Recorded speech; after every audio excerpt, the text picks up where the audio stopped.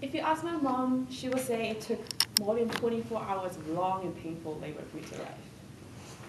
The days around Chinese New Year are the coldest in the coastal city of Shanghai where I was born.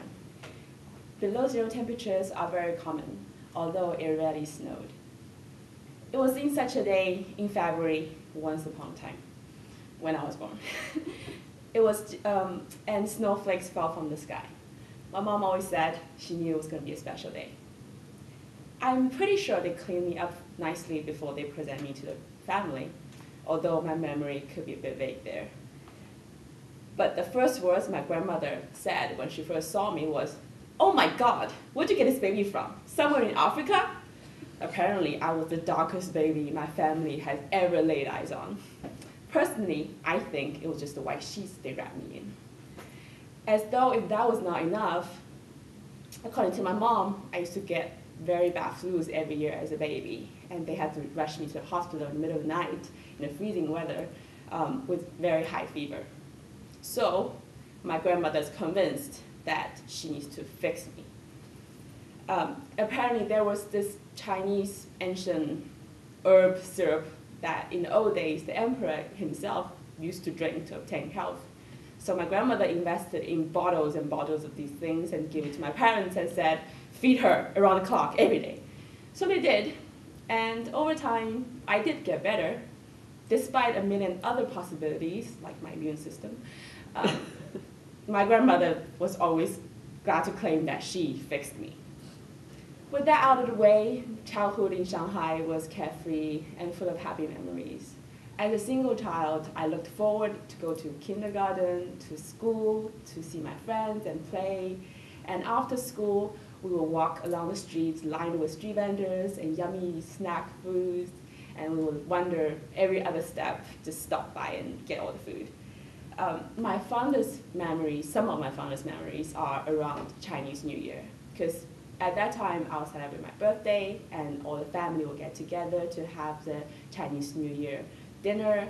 And as children, what we looked forward to the most was the little red envelopes we'll get from all the adults, because they had money inside. Before I knew it, 10 years has passed.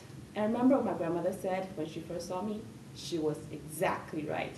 I ended up in Africa. Well, South Africa to be exact.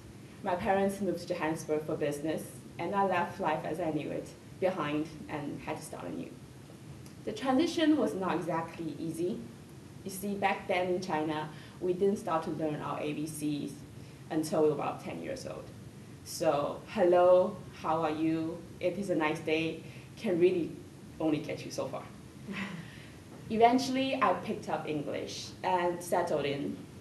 I came to love South Africa with its unique combinations of modern wonders and beautiful natural landscape and abundant source of wildlife.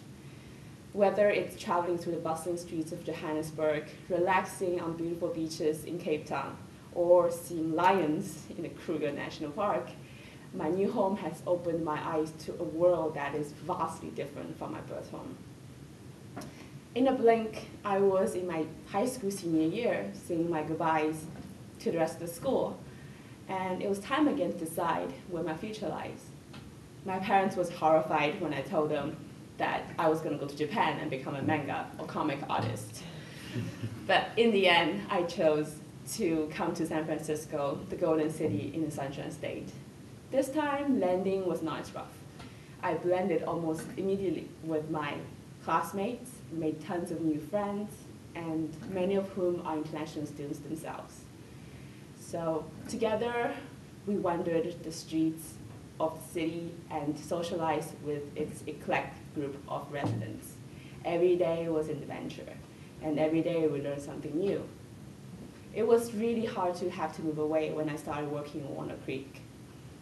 Believe me, I resisted for as long as I could, commuting every day across the Bay Bridge for more than a year. But little did I know that East Bay has its own wide array of activities and places to explore. Last year marked the 10th year for me to be in the Bay Area, and every day I'm still discovering and still finding new things. In fact, I'm going to Alcatraz for the first time this weekend. 10 years, never been to Alcatraz. So what a wonderful place to be. So for those of you who have listened closely, you can figure out how long ago Once Upon a Time was. I feel very privileged to have experienced 3 amazing cities, 3 amazing countries, each of which has become a piece of me and enriched my life beyond words can describe. So where does the future lead me? I don't know, but this is how I got here, and I absolutely enjoyed the ride. Thank you.